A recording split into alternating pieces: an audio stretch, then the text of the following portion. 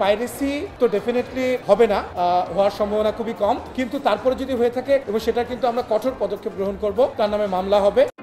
কয়েকদিন আগেই প্রযোজনা প্রতিষ্ঠান থেকে তাণ্ডব সিনেমার পাইরেসি ঠেকাতে সতর্কবার্তা দেয়া হয়েছিল।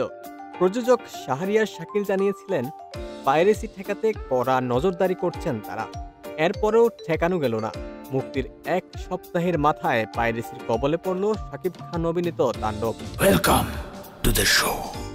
শুক্রবার রাত থেকে টেলিগ্রামের বিভিন্ন চ্যানেলে ঘুরে বেড়াচ্ছে তাণ্ডব সিনেমার ঝকঝকে প্রিন্ট। এরপর ছড়িয়ে পড়েছে ইউটিউব ও বিভিন্ন ওয়েবসাইটে। পরে ইউটিউব থেকে সিনেমাটি সরিয়ে নিলেও এখনও তাণ্ডবের পাইরেটেড ভার্সন পাওয়া যাচ্ছে টেলিগ্রাম ও বিভিন্ন ওয়েবসাইটে।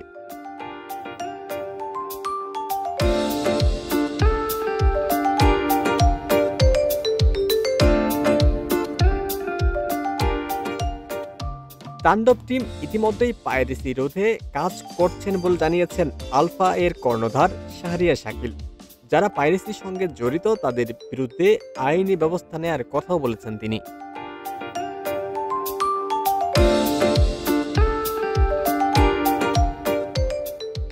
গতকাল হল ভিজিটে গিয়ে প্রযোজক শাহরিয়ার শাকিল বলেন, পাইরেসি নিয়ন্ত্রণে বিভিন্ন দেশে যে এজেন্সি নিয়োগ করা হয়, আমরাও সেই এজেন্সি নিয়োগ করেছি প্রথম থেকে।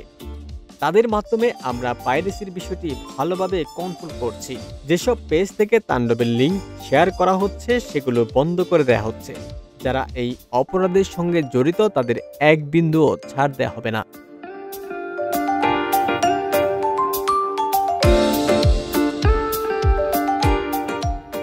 তবে পাইরেসির এই ঘটনা তাণ্ডবের ব্যবসায় নেতিবাচক প্রভাব ফেলবে না বলেও মত এই প্রযোজকের। শাকিল বলেন, পৃথিবীতে যত বড় বড় সিনেমা তৈরি হয়েছে প্রায় সবই পাইরেসির শিকার হয়েছে। এর আগে আমাদের তুফানও পাইরেসির কবলে পড়েছিল। তবে সিনেমা যে বড় স্ক্রিনে দেখার বিষয় সেটা দর্শক ভালো করে জানে। হলে এসে সিনেমা দেখার অভিজ্ঞতা অন্য কিছুর সঙ্গে মেলানো যাবে না। একটা সময় সিনেমাটি ওটিটিতে আসবে, তাই বলে দর্শক হলে আসবে না এমনটা নয়। আগামী কয়েকদিনের বেশিরভাগ টিকিট অগ্রিম বিক্রি হয়ে গেছে।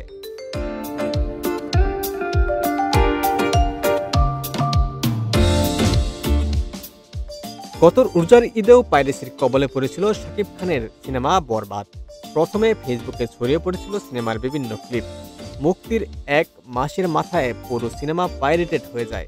এবার তাণ্ডব পাইরেসির কবলে পড়ল মাত্র 1 সপ্তাহের মাথায়। এর ফলে সিনেমাটি ব্যবসায়িক ক্ষতির মুখে পড়ার শঙ্কা তৈরি হয়েছে। ওমর ফারুক, ঢাকা প্রকাশ।